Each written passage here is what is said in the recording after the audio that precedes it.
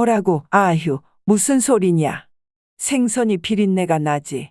향기가 나겠냐? 명색이 군산 아들이랑 결혼한 며느리가 생선을 못 먹으면 어떻게 하냐? 아이들은 또 뭘 배우고.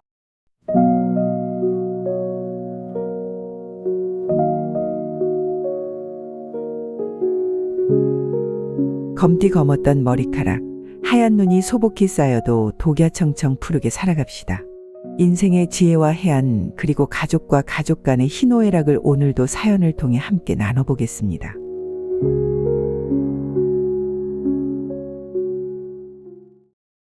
안녕하세요. 군산에 사는 6학년 7반 김남순입니다. 저는 시골에서 평생을 살아오며 한 해 한 해 가족들과 김장 김치를 담그는 게 가을의 큰 행사였어요. 두 아들, 두 딸이 자랄 때부터 쭉 같이 해왔던 일이라 저한테는 하나의 큰 명절과도 같죠. 하지만 요즘은 서울서 멀리 떨어져 살고 있는 막내 며느리 때문에 김장 때가 다가올수록 속이 답답해집니다. 오늘 제 이야기를 들으시고 시청자 여러분도 어떻게 생각하시는지 알려주시면 정말 도움이 될 것 같습니다. 김남수는 올해도 김장철이 다가오자 이른 아침부터 시장에 나가 김장 재료를 준비하기 시작했습니다. 배추며 무며 올해는 유독 양도 많이 해서 손이 많이 가는 김치라 걱정도 됐지만 김장만큼은 자식들 손도 보태고 얼굴도 보며 떠들썩하게 해야 의미가 있다고 생각했죠. 그런데 민경아, 김장 날짜 잡으려고 전화했는데 이번 주 토요일로 할까? 어머님, 이번 주요? 저희 서울서 내려가면 차가 너무 막혀서요. 근데 요즘은 어머님도 고생 많으신데 그냥 저희는 조금만 보내주시면 안 될까요? 에이, 뭘 또 보내고 말고 하냐. 김장은 가족이 다 같이 해야 제대로 맛도 나고 정성도 들어가는 거야. 내 형님네도 큰애들도 다들 모이기로 했다. 같이 모여서 겉절이에 수육 싸서 먹고 재밌게 놀다 가거라. 형님들은 그래도 근처에 살잖아요. 저희는 차로만 서너 시간 걸리고 또 애들도 있어서 너무 힘들어요. 또 제가 워낙 김치 냄새에 민감해서요. 얘들도 잘 안 먹고요. 요즘은 다들 김장 안 하고 사서들 드시던데요. 뭐라고? 한국 사람이 김치 냄새가 싫어. 며느라, 네가 김치를 안 먹으니까 아이들도 김치를 못 먹는 거야. 김치에 유산균이 얼마나 많은데 아이들 건강에도 좋으니 어려서부터 꾸준히 먹여야지. 또 김장은 단순히 김치 담그는 게 목적이 아니야. 이건 우리 가족의 오랜 전통이고 너도 이제 우리 가족이 되었으니 그 전통은 이어가야 되지 않겠냐? 네네. 어머님 죄송해요. 남편이랑 한번 상의해보고 남편 통해 연락드리도록 할게요. 남수는 민경이의 대답에 어이없다는 듯 말을 잇지 못했습니다. 서울서 내려오기 힘들다는 핑계를 김장 때마다 들어서 섭섭하기도 했고 오히려 형님들은 가깝다고 당연히 오는 것처럼 말하는 것도 마음에 걸렸습니다. 며칠 후 남수는 막내 며느리에서 전화가 안 오자 서울에 있는 막내 아들과 통화를 하며 김장 얘기를 꺼냈습니다. 그런데 이 이야기가 전화기 건너로 들은 며느리에게도 들리며 문제는 더욱 커졌습니다. 엄마, 요즘 민경이가 조금 힘들대. 가뜩이나 명절에 군산 내려가면 생선 비린내 때문에 진저리를 치는데 김장김치만 조금 한 통만 담가서 보내주세요. 뭐라고? 아휴, 무슨 소리냐? 생선이 비린내가 나지. 향기가 나겠냐? 명색이 군산 아들이랑 결혼한 며느리가 생선을 못 먹으면 어떻게 하냐? 아이들은 또 뭘 배우고. 그러니까 요즘 아이들이 햄버거와 콜라만 먹어서 몸에 힘이 없고 약한 거야. 아무리 힘들어도 전통은 전통이다. 그리고 힘들 때일수록 가족들이랑 어려움도 나누고 해야지. 김장은 그냥 김치가 아니고 우리 가족을 한자리에 모으는 명절 같은 거란다.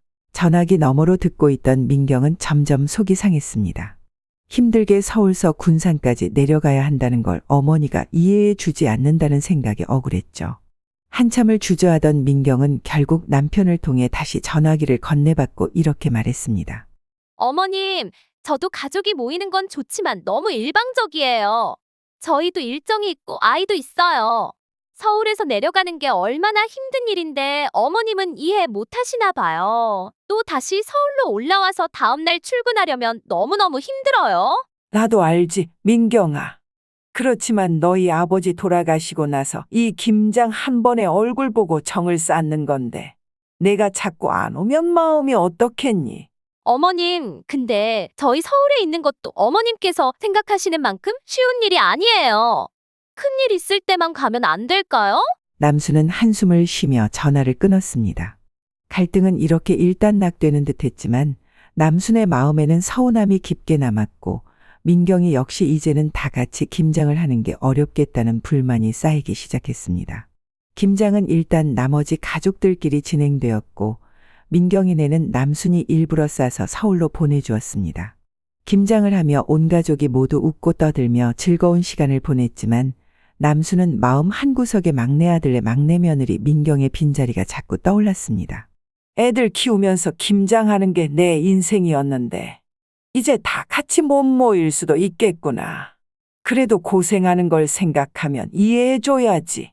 이렇게 첫 번째 갈등은 일단락되었지만 남순의 마음엔 아쉬움이 남았고 민경 역시 어머니의 무거운 한숨에 마음이 편치 않았습니다.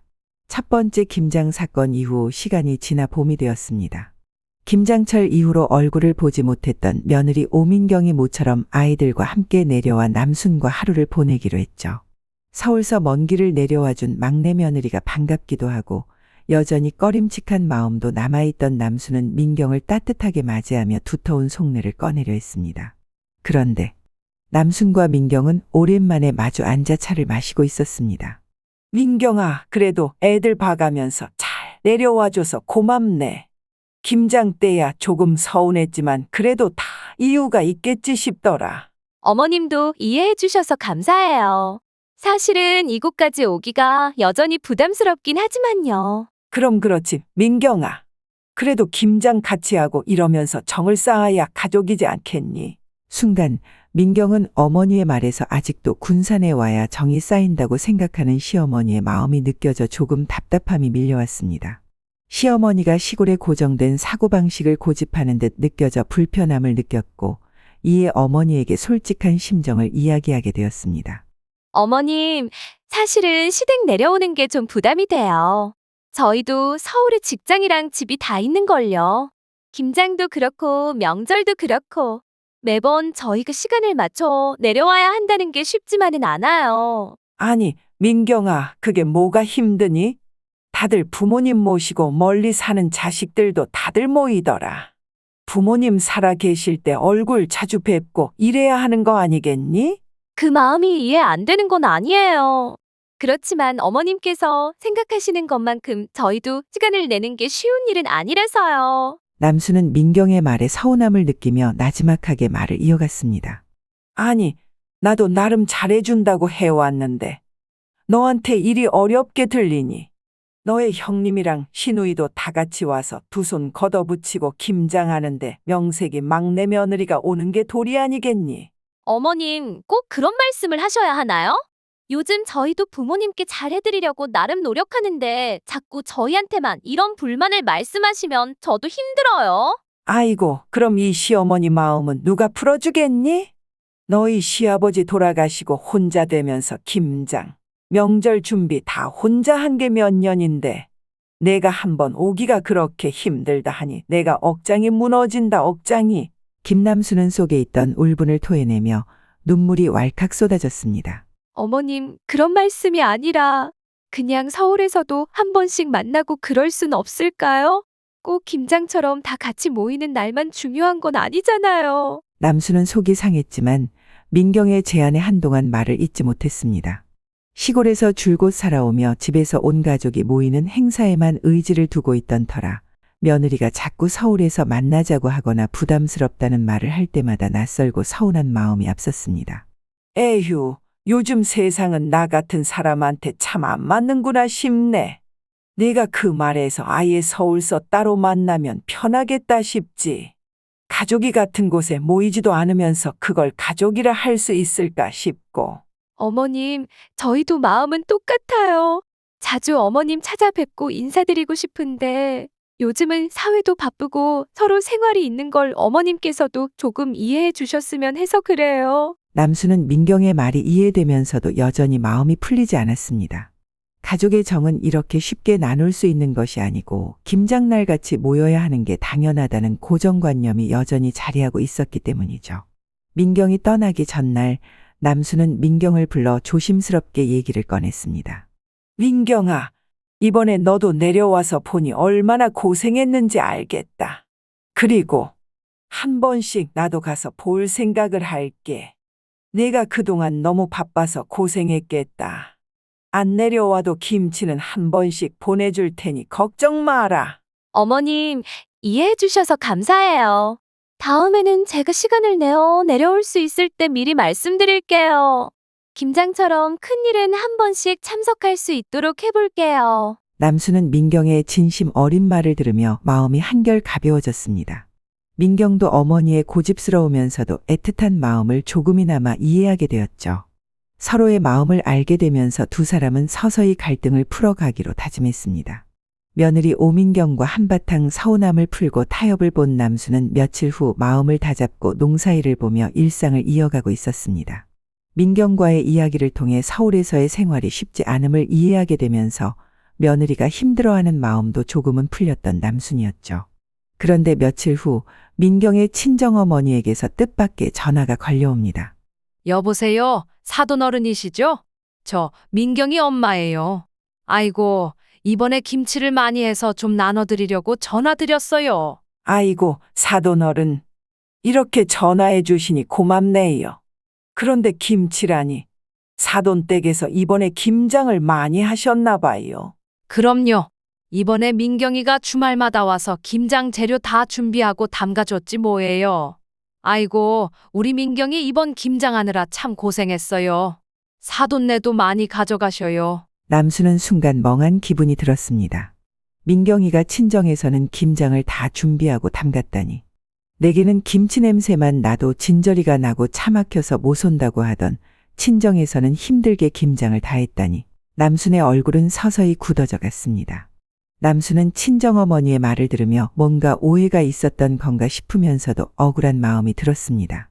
남순의 입장에서는 애써 이해해주고 며느리가 부담스러워하지 않도록 김장 김치를 보내주기로 했던 터라 배신감마저 들었습니다. 내가 그리 배려한다고 생각해서 보내줄 테니 걱정 말라 했더니 친정에서는 김장을 다 해. 아이고, 이게 무슨 소리야. 그동안 며느리에게 섭섭하면서도 이해해 보려 했던 남순의 마음이 다시 흔들리기 시작했습니다. 서울까지 차 막힌다며 핑계를 대던 며느리가 친정에서 김장을 함께 담갔다니 어떻게 이런 일이 있을 수 있나 싶었죠. 참다 못한 남순은 결국 민경에게 전화를 걸었습니다. 며느라, 시어머니한테는 김치 냄새가 그렇게 싫어서 진저리가 나고 김장하는 게 그렇게 힘들었다더니 친정에는 그렇게 정성 들여 김장을 다 했다면서? 어머님, 그게 아니고요. 저희도 친정에선 그냥 시간을 좀 맞춘 거예요. 막 그렇게 정성을 쏟은 건 아니에요. 또 마스크 쓰고 겨우겨우 했어요. 친정어머니가 좀 편찮으셔서요. 그래? 정성이 아닌데 그리 고생을 했다시고 많이 담가서 사돈댁까지 나눠주신다고 하던데. 민경아, 그동안 김장만큼은 다 같이 모여서 하자 했던 내 마음이 뭔지 너 알지 않니? 친정에선 할 수 있으면서 시댁에서는 뭐가 그렇게 어려운 건데. 어머님, 서울에서 군산까지 내려가는 건 시간이 많이 들잖아요. 친정에서는 가까우니까 시간을 맞추기가 수월해서요. 뭐 군사는 3시간이라 멀고 네 친정 있는 대전은 그리 가까운 거니 며느라, 너한테 정말 실망 많이 했다. 앞으로 너는 그 멀디 먼 군산 내려올 생각 말고 김치도 네 친정 김치만 맛있게 담가서 평생 먹도록 해라. 남수는 민경의 설명을 듣고서도 억울한 마음이 풀리지 않았습니다. 결국은 친정이라니까 할 수 있는 일이었고 내 말은 그냥 핑계 삼아 지나간 거겠구나. 남수는 민경에게 서운함을 쏟아내고 전화를 끊고 말았습니다. 며칠 후 민경은 시댁에서의 전화 이후로 불편함을 느끼고 결국 다시 남순에게 전화를 걸었습니다. 어머님, 지난번 제가 너무 설명을 제대로 못 드려서 죄송해요. 친정이 조금 더 가까워서 같이 한 거였지. 시댁에서 고생하기 싫어서 그런 게 절대 아니에요. 저도 어머님이 기다리시는 거 알면서 그랬던 건 아니에요. 그래, 민경아.